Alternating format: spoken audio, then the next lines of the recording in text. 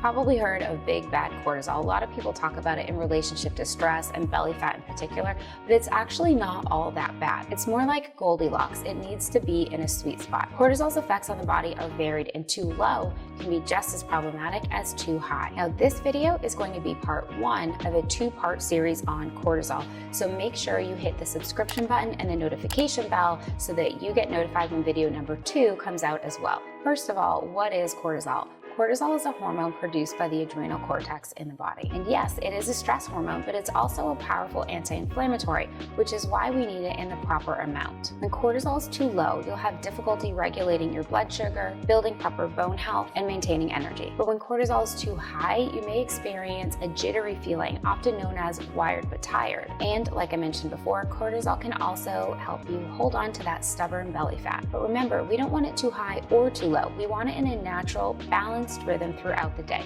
So what should that natural rhythm look like? It should jump up a bit when we wake up to suppress melatonin and help us wake up. Then elevate in the afternoon to keep us going strong, and lower in the evening to allow for a rise in melatonin when it's time for bed. This is why I like the Dutch test so much. It's a dried urine hormone test, and it shows you your cortisol patterns throughout the day. If your cortisol is too high at night, you'll have a really hard time producing melatonin and falling asleep. If it's too high all day long, you're going to feel really stressed out and have a hard time losing stubborn belly fat. But if it's too low in the morning or the afternoon, you are going to feel some of that bone-crushing fatigue and have a really hard time getting going and staying motivated throughout the day. So how do we help it go into the right pattern and stay in that sweet spot that we want it in? The first step really is to figure out which pattern you fall into.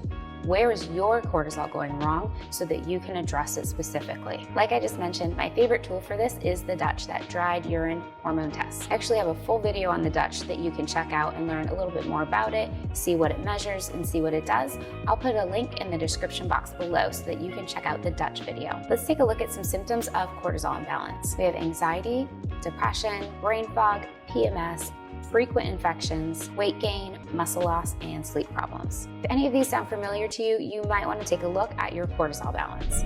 Okay, so let's move on to some of the different patterns of cortisol imbalance that I alluded to earlier. Number 1 is high free cortisol and high metabolized cortisol. Number 2 is low free and low metabolized cortisol. Number 3 is low free but high metabolized cortisol. And number 4 is high free cortisol and low metabolized cortisol. In the next video in this series, I'm going to tell you more about how to spot the different cortisol patterns and what to do about it. So make sure you hit the subscribe button and the notification bell so you don't miss that when it comes out.